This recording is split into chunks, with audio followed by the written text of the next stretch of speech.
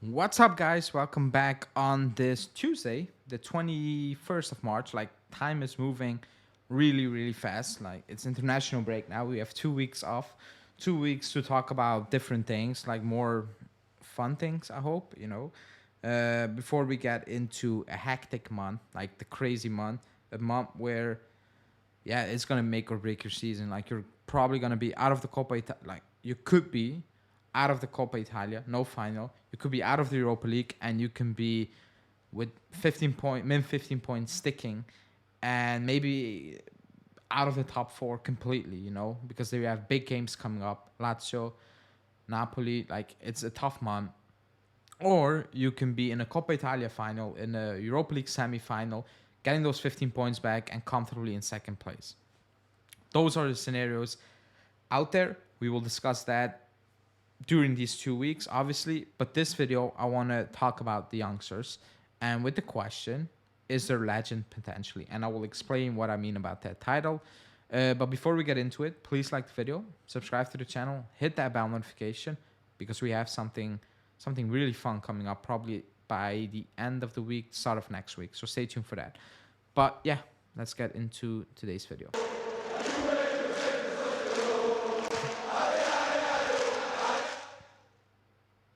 So the title of the show is Legend Potential. You know, it's not clickbait. It's a serious question. It's an early question, obviously, but it's international break, so we do some quote unquote fun stuff, like something different. And I want to talk about these youngsters. I want to talk about the season, the impact, and the potential they have in this club. For this club. Um, Really quickly, or not really quickly, on Sule, because he played against the Inter, big opportunity. Was he perfect? Nope. Did anyone expect him to be perfect? No. He's 19. I think it's his second start, maybe. Yeah, second start. He got a few minutes here and there. Or yeah, Verona he started, Inter he started, and he got minutes here and there. That's not enough, because Fagioli, when he first this season started games, I was like, ooh, it needs time. It needs quite a lot of time. Miretti, you can see things, but it needs time. Ealing, same thing. You see things, but it needs time. Same for Sule. I see a lot of positive things with him because technically he is excellent. Like, he's just brilliant. He sees things. He knows how to handle the ball. The flip side is, or like what he needs to improve on, obviously he needs to put up some muscle, because at times it feels like he is getting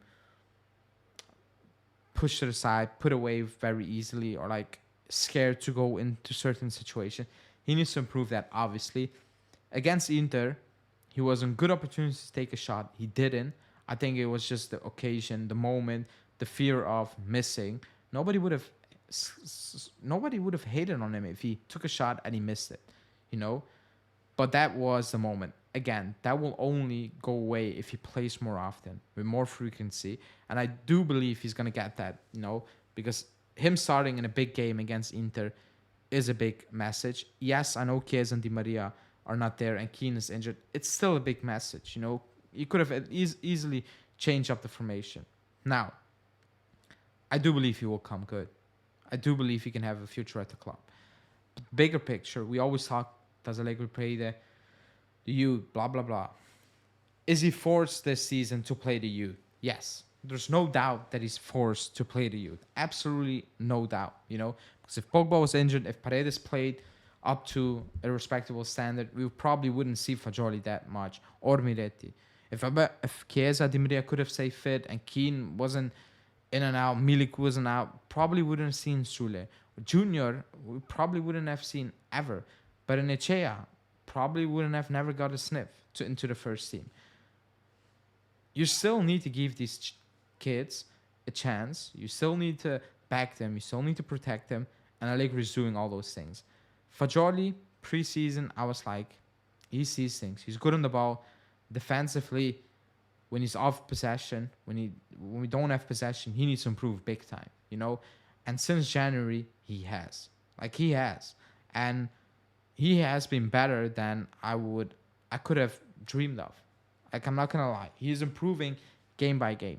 Every game I watch him play, I'm like, you're getting a little better. You're getting a little better. You're getting a little better, and that's positive, you know. And that's only good for us, for him obviously as well. But if he can be in the squad as a main guy for the next 10 years, that's a win. That's a big save of money. The mentality, everything is already there. He's been there at the club, you know. Yes, he's a fan. That's a big positive. I've always said it's good if you're a fan, Italian, but you need to bring something to the team. And he's bringing something to the team. He's unreplaceable at this moment in time.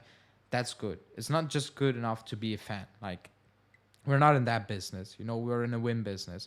There's no real room for that type of sentimental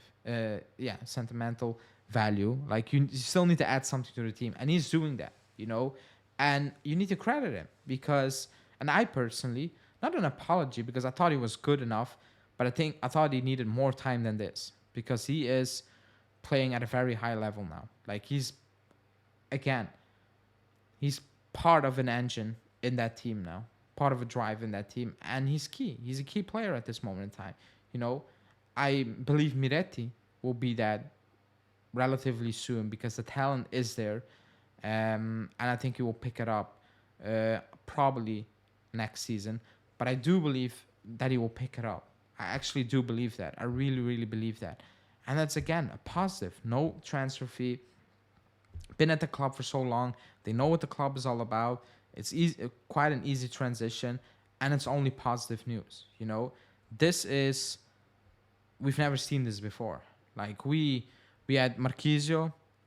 You had Jovinko, but he wasn't really that guy.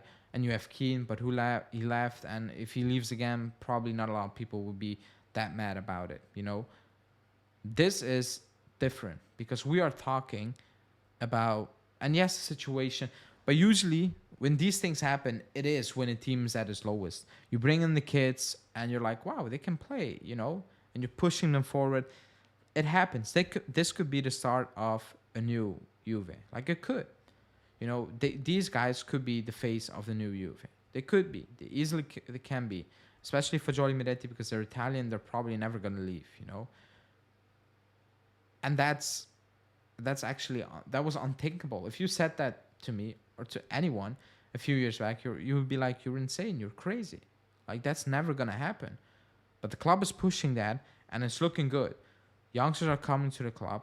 Youngsters are believing in the project. Youngsters are seeing the other youngsters stepping out in the first team, getting minutes, playing well, getting rewarded for it, you know, having an impact. And that's good. That's good for those players, obviously, but it's also good for us and our wallet because we need all this money we can somehow come up with. We need it. We need it for certain positions. We cannot really spread it, you know, and this is all good news. That's all good news. So I'm very positive. Could they become legends? Obviously, that was like the big question of this show. Honestly, I think Marquisio is a Juve legend for me. When he first burst onto the scene, even when his first season, when he came back from loan, even in his second season, I was like, this is not legend. I didn't see legend potential, excuse me. Yes, the 6-5 consecutive titles did help. That's probably never gonna happen again. You're not gonna win 9 titles in a row because that's absolutely ridiculous. A lot of people took that for granted back then because we were not winning the Champions League. I never, because it's ridiculous what we did. 9 in a row. I will be absolutely stunned if we win 3 in a row anytime soon in the coming 10 years because that's already a big win, a big task because that means you need to have a big core of a squad that's going to be there year in, year out. But again, I didn't see legend in Marquisio in the first 2-3 years. I didn't see it. Also because the team was kind of dire, worse than it's now. But in terms of not winning or being far away from winning, you could say it's in the same line, basically. So do I see Fagioli legend? But at this moment in time, no. But it can easily change because he has everything that a quote-unquote legend needs to have, you know. He has the talent. He's Italian. That helps, obviously, for certain people. Torino based, all those things, fan of the club. It's going to be quote-unquote easy. If he keeps on this trajectory, he could be on that pace, you know, and that's already a win. You know, if you can produce those players with more frequency, they're not gonna all, you know, bang. We know that, you know, that's impossible to do. You need to deal with it and live with it basically. But this is positive. Like if you want to pick something out of the season that, you know, that's positive, it's this story. It is, you know, because they're playing a big part in the season and are the positive things about the season basically. And that's all good. Good for it. Good for them. Good for us. And hopefully good for the future as well. But yeah, let me know in the comments what you think. It was obviously not an ironic question. Like it's a big question, and it's better to ask that now and revisit this video. Let's say within 10 years, I'm gonna say, yeah. But let me know in the comments what you think. Please like the video, subscribe to the channel, and hit that bell notification as always. And then we will see you back very, very soon. Ciao, guys.